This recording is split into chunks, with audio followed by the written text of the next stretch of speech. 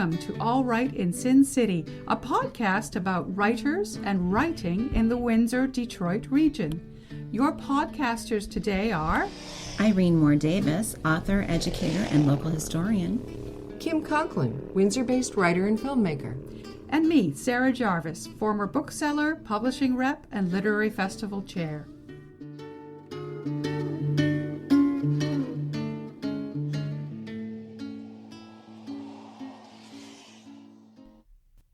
Today, our featured author is Jason McBride. We are bringing you the recorded highlights of a recent book event that took place here in downtown Windsor. The University of Windsor's Humanities Research Group hosted a lecture with McBride.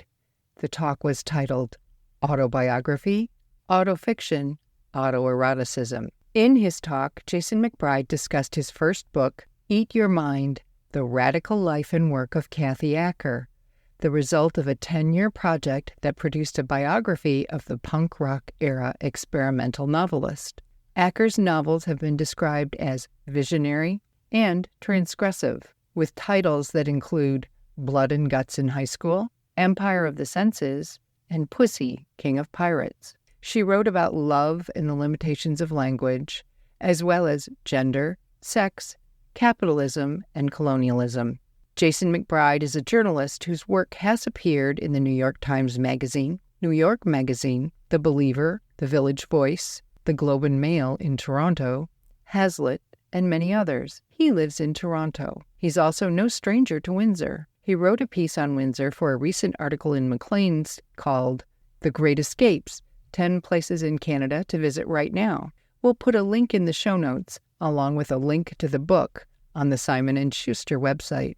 The event and the recording took place at the University of Windsor's School of Creative Arts. We'd like to thank Jason McBride, the author, as well as Dr. Kim Nelson, director of the Humanities Research Group, and Trevor Pittman from the School of Creative Arts, for their assistance in putting this podcast together. Now, here's Jason McBride discussing Eat Your Mind.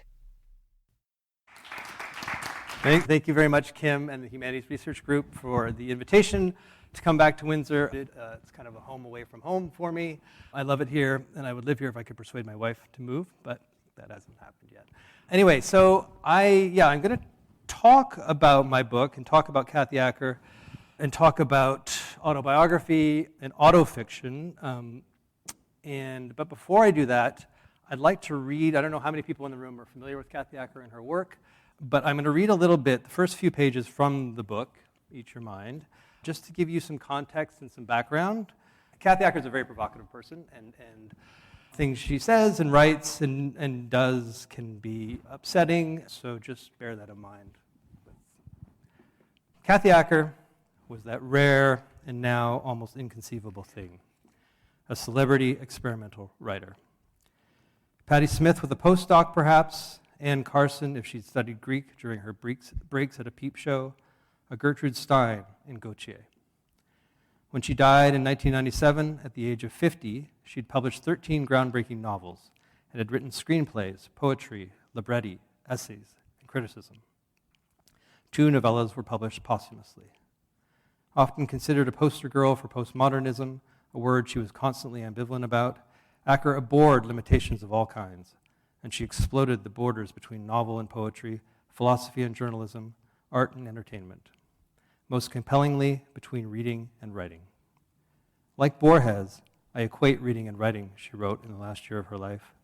To read is to write is to write the world. To elect to neither read nor write is to choose suicide.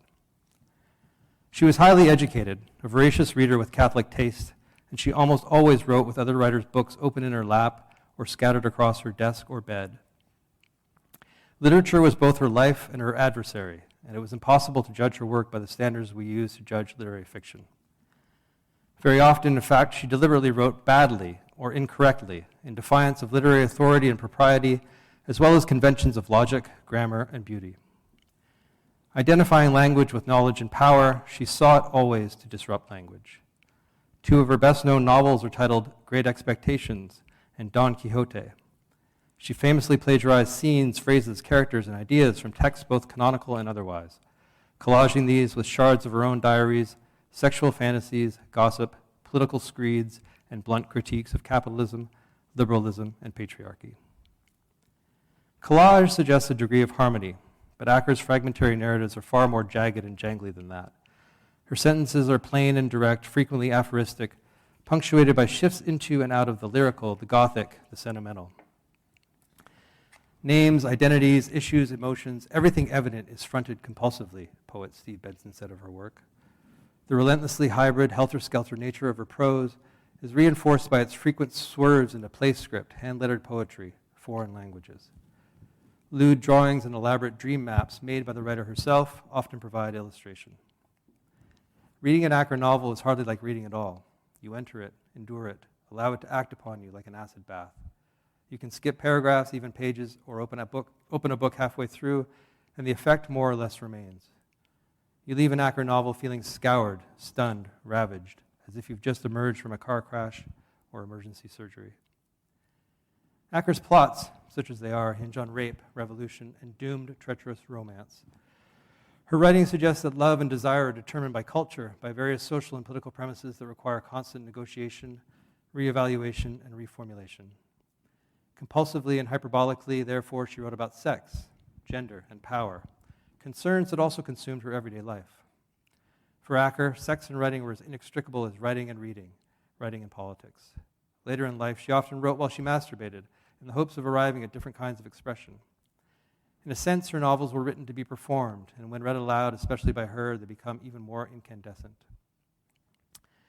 Acker likewise performed her life as if she had written it.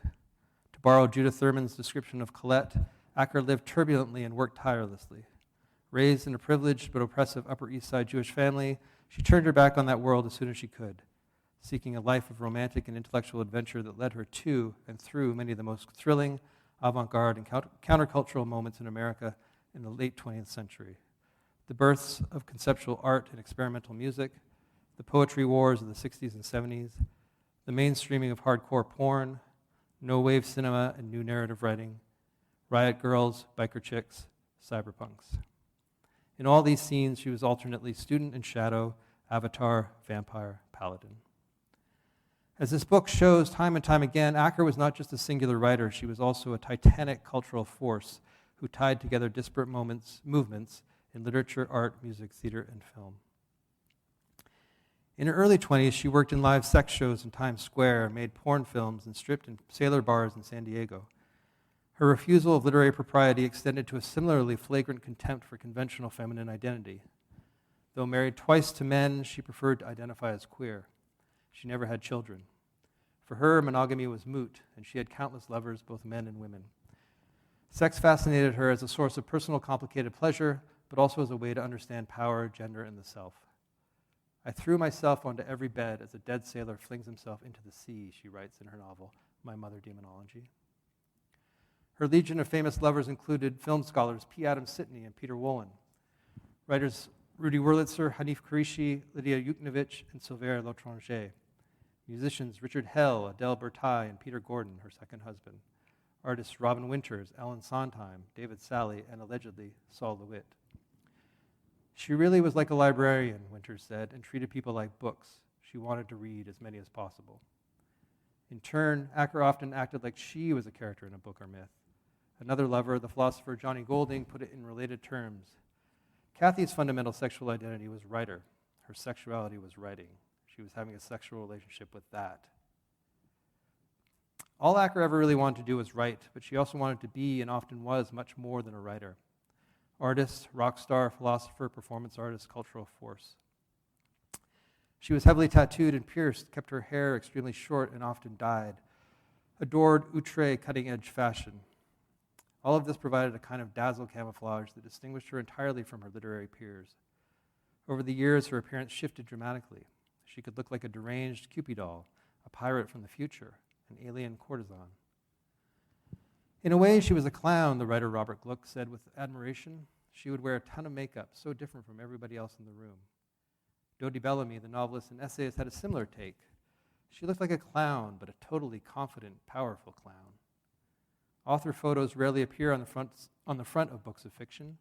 In Acker's case, in the editions of her books that were published in the 1980s and 90s, Her well-known face and body were usually splashed across her covers, making them look as much like music albums as they did works of fiction. The criminal and outlaw beguiled her. In both life and work, Acker assumed their defiance. She felt that art, or at least the art she was interested in, could itself be lawless, subversive, even antisocial. She signed the manuscript of a 1979 essay, Miss Criminal. She possessed a contradictory charisma, seductive, funny, and fiercely intelligent, and capable of extraordinary intimacy. She could also be agonizingly vulnerable, narcissistic, demanding, obdurate, and competitive. The fearless, ferocious persona that she projected masked a more fragile, neurotic, and sometimes vice versa. She craved stardom, but buckled beneath its demands. Her disguises and performances were profligate, unstable, confusing. Even as she was regarded by some as a dangerous person, a kind of literary terrorist or mistress of the obscene, as the TLS called her, she reminded others of no one so much as their old Jewish aunts. She had drawing room manners, one friend said. Occasionally, she could reveal a surprising prudish streak. In a letter to Dennis Cooper about his book, The Missing Men, she wrote that she found it depressing, that he was too obsessed with sex. After seeing Stanley Kubrick's Full Metal Jacket with Salman Rushdie, she told a flabbergasted Rushdie that the movie's foul language offended her. Her narrators are often child women, and she herself often behaved like a child, and a bratty one at that. She did what she wanted, when she wanted, how she wanted, no matter the cost. Friends and lovers could be dispatched for the most insignificant insult, perceived betrayal, or simply because they were no longer useful to her. At the same time, again, perhaps like a child, she threw herself wholeheartedly into life, pursuing what she wanted with avidity, always eager to try the thing that was novel, unusual, even dangerous.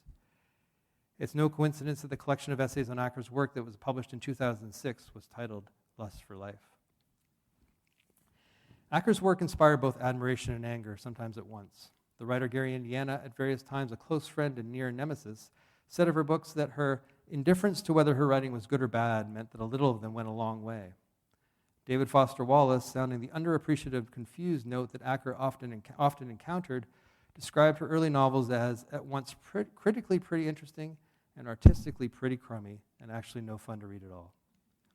In fact, they can be pretty fun in various ways, and also funny, grotesque, titillating, profound, recursive, shocking, baffling, monotonous, mischievous, bilious. At the time, there was very little like Acker's writing in American literature. There's very little that resembles her writing in American literature now. Especially for younger readers, and especially for young women, Acker was an icon of liberation, giving permission to read, think, and write differently. The writer Lucy Sant, who knew Acker slightly in the late 70s, told me, or felt that her being an emblem of emancipation had also, however, blinded readers to the particular delights of her prose. Quote, her public image and her function as a symbol for various kinds of empowerment has overpowered the pleasure of the text, Sant said.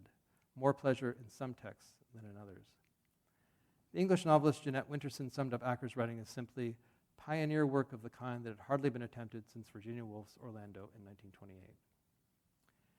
Acker didn't write to entertain or to tell stories or out of the impulse we heedlessly call self-expression. Writing was far more serious than that for her, an occult tool of survival and transformation. My life was very, very dark, she told Bookworm's Michael Silverblatt in 1992, and it's gotten relatively lighter as the years have gone on. I changed myself by using literature. Okay, I'll stop there. So I'm going to talk about a few of the things that I touch on there, and a few of the names that I mentioned are also going to come up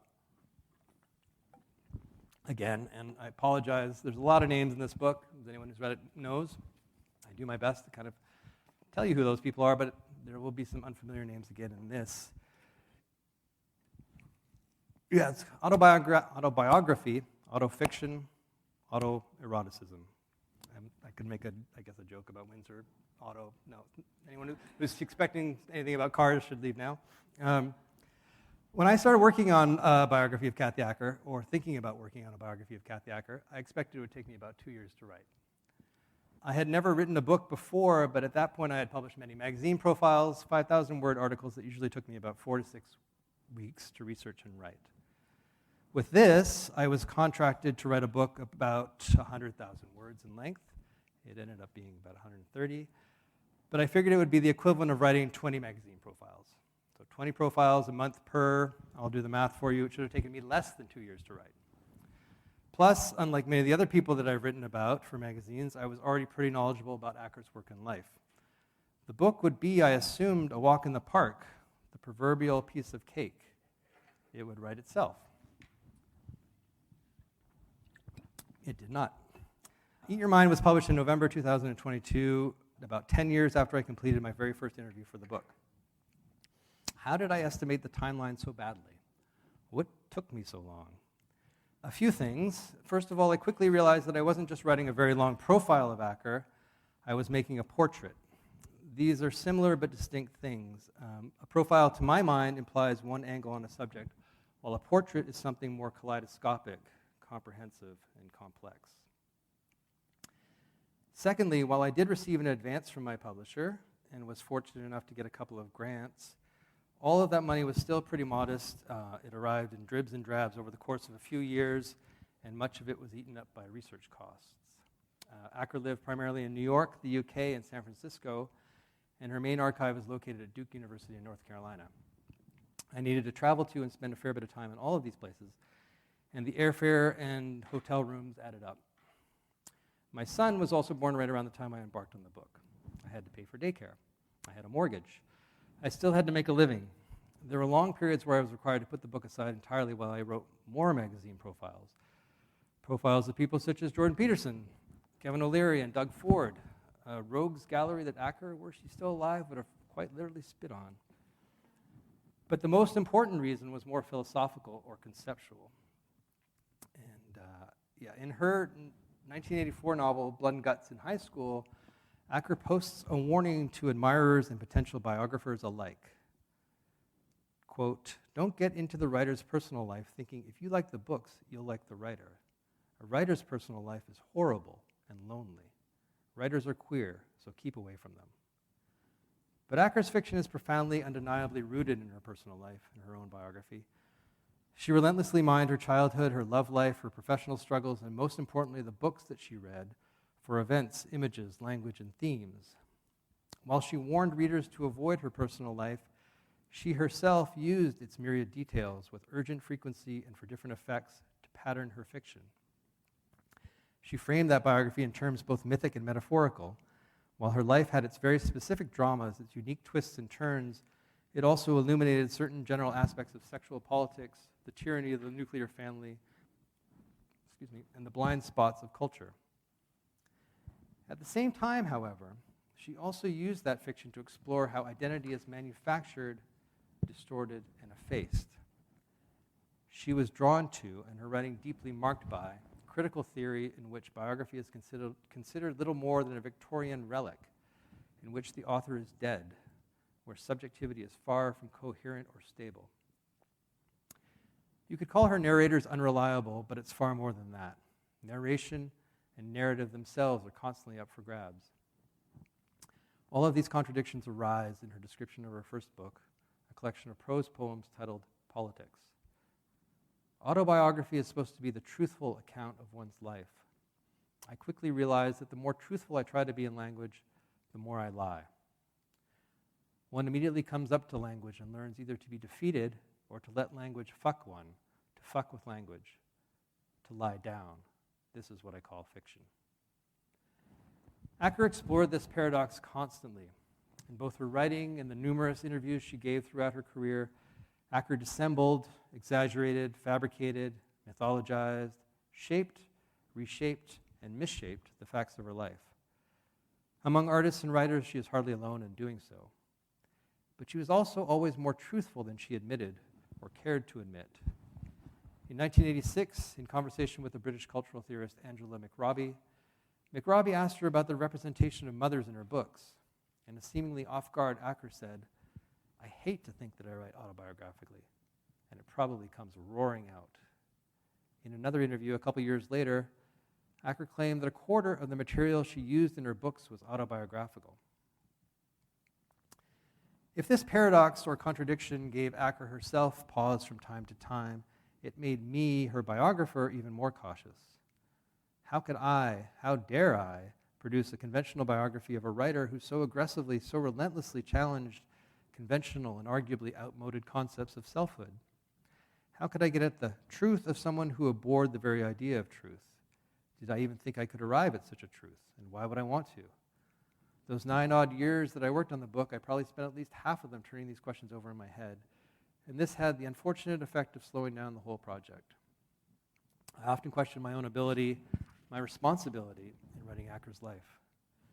Imposter syndrome is one thing, though. Trying to accurately depict a notorious shapeshifter is quite another.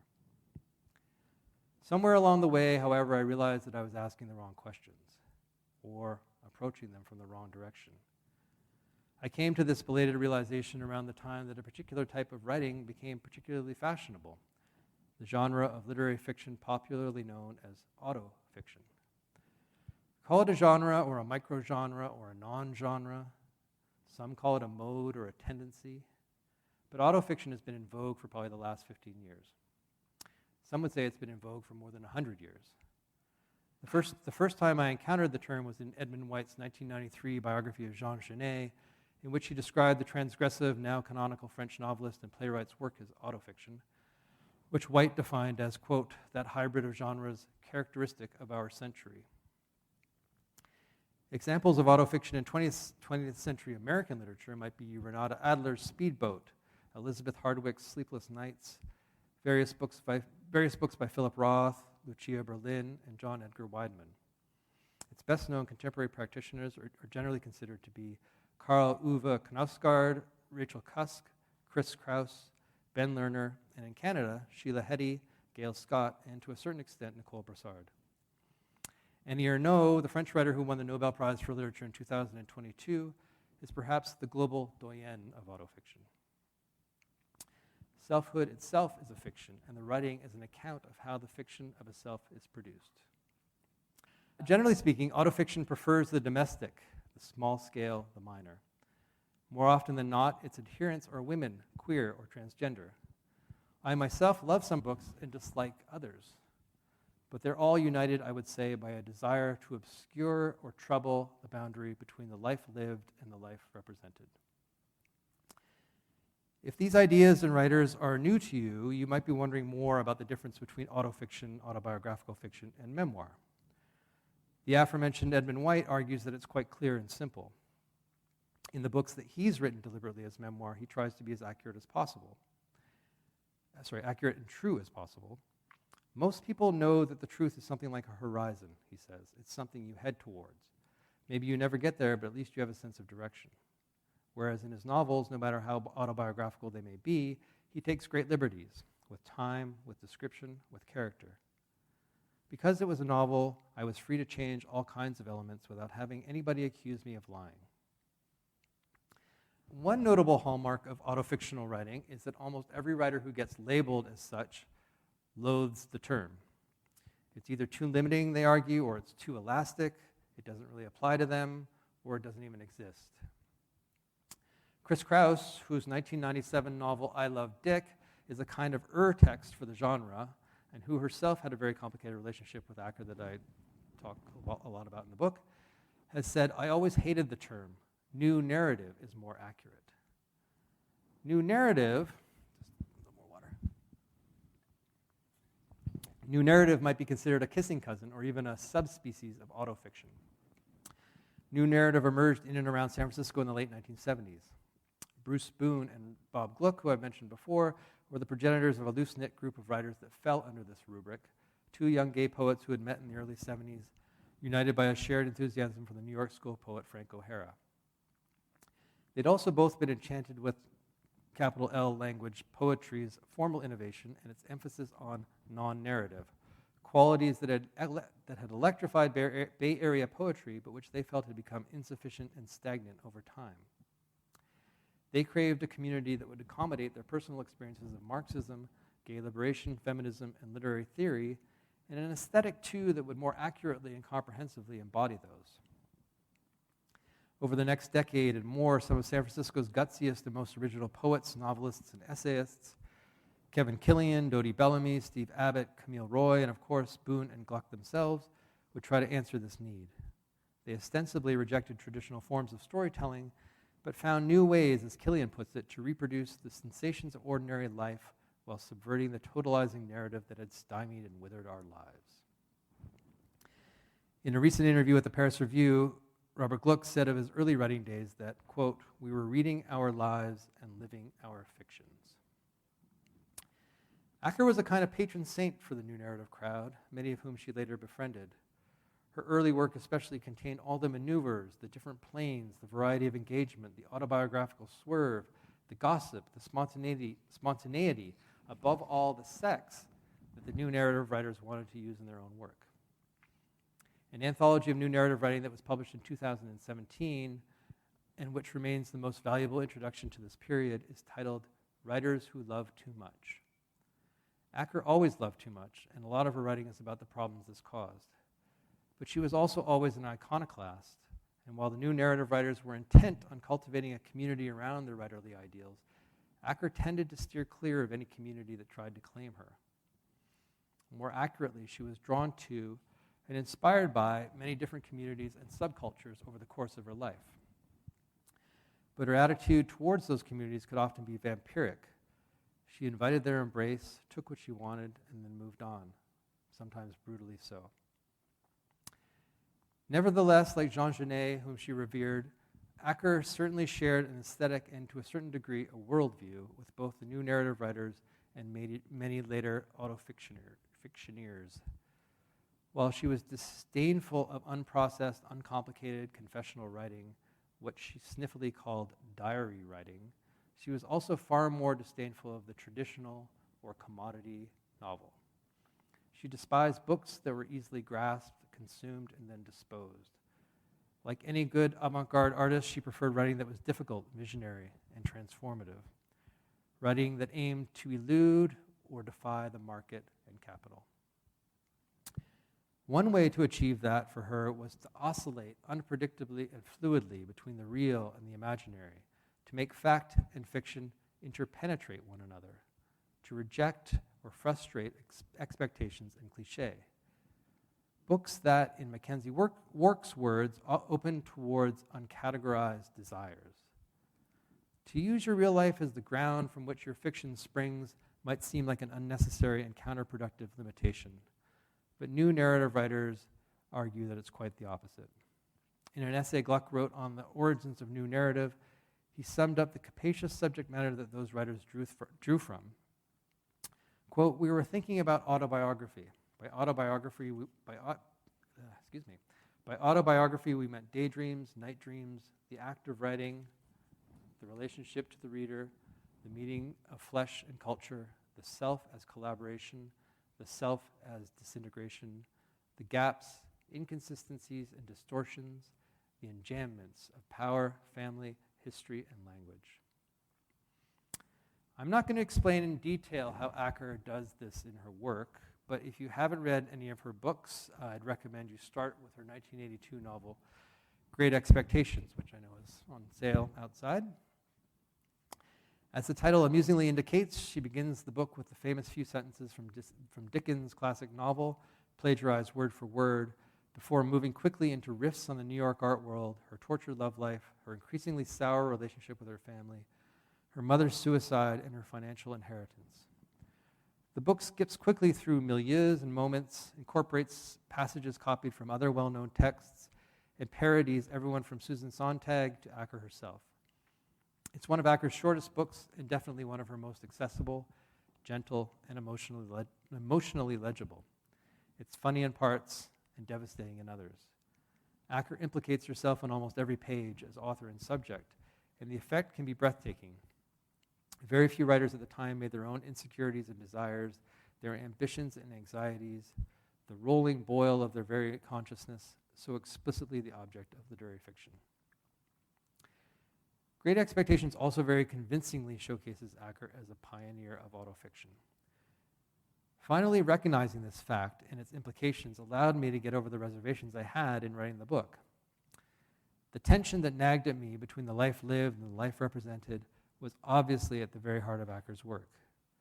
Despite what some writers and critics believe, writing autobiographically is not necessarily a defect or a flaw at all.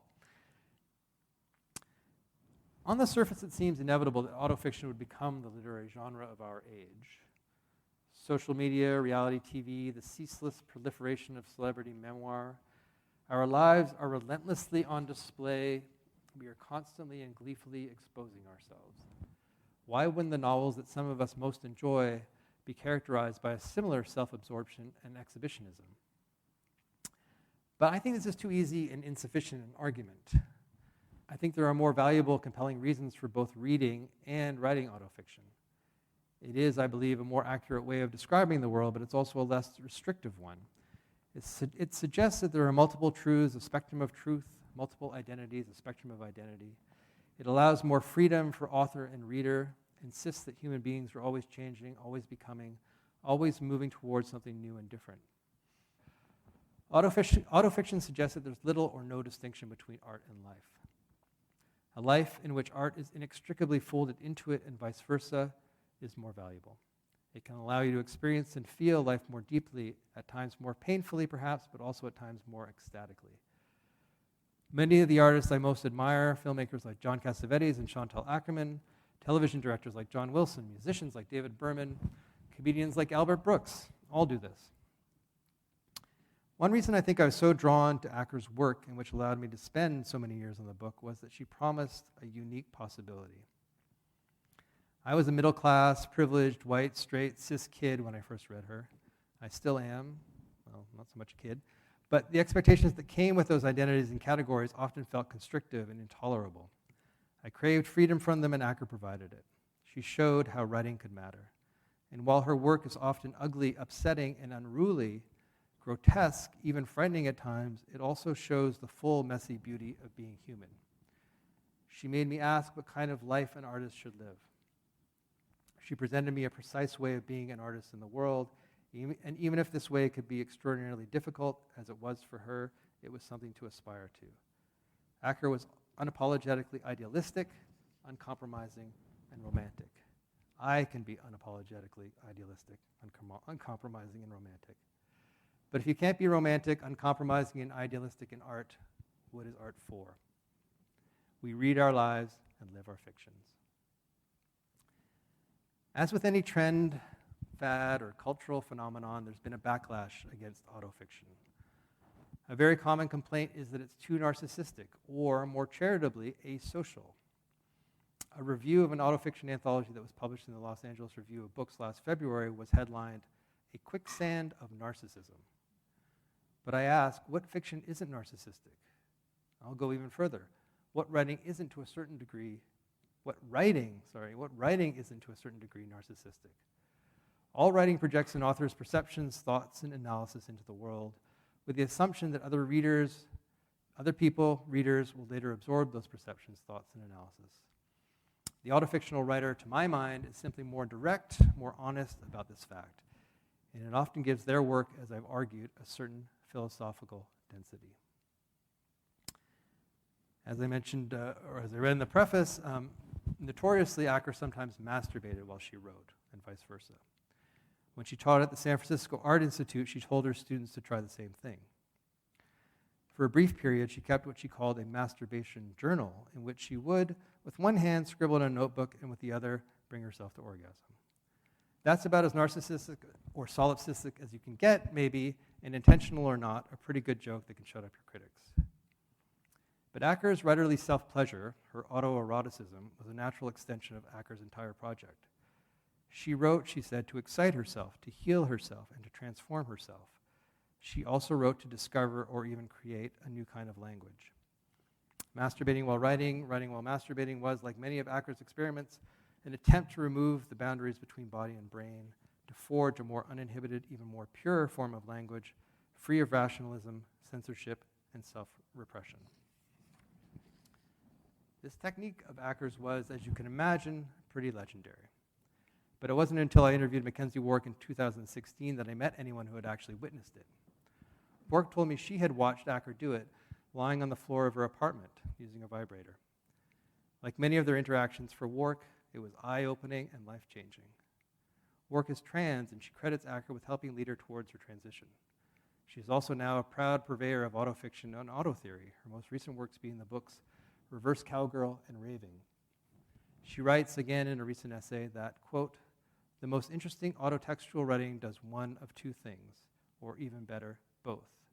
Shows how selves are made and makes room for a kind of self that otherwise barely gets to exist."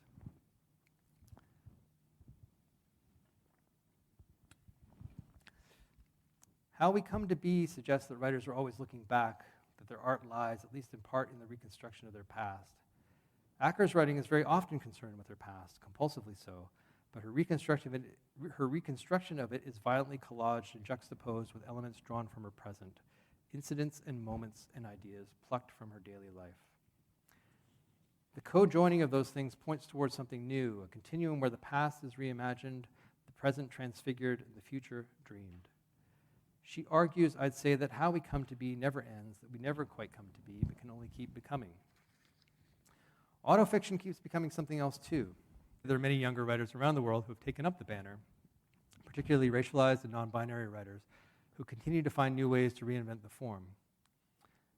A few people who have read Eat Your Mind have complained that it's too conventional or straightforward, that it doesn't quite do justice to an artist as avant-garde as Acker. I very deliberately tried to make Acker's work and life as accessible to a mainstream audience as I could.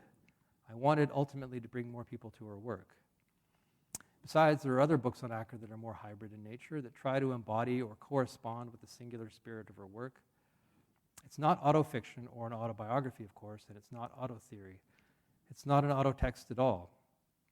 But dwelling for so many years in Acker's autofictional afterlife did often give me great pleasure, something like the pleasure that Acker took from her own writing.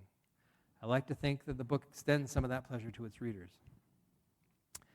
Acker's life and work are rich and difficult, perpetually mutable, always reminding us of the limitations of knowledge. Rather than avoiding those aspects or papering over them, I leaned into them. The holes in the narrative, in any narrative, then can become tunnels that can take us to other places. You've been listening to recorded highlights of a live event hosted by the Humanities Research Group at the University of Windsor School of Creative Arts. The author is Jason McBride, discussing his book, Eat Your Mind, The Radical Life and Work of Kathy Acker, from Simon & Schuster. Thanks for joining us. Look for more episodes of All Right in Sin City wherever you listen to podcasts, or check out our website, allrightinsincity.com. For information and announcements of new podcasts, sign up to our email list or follow us on Facebook and Twitter.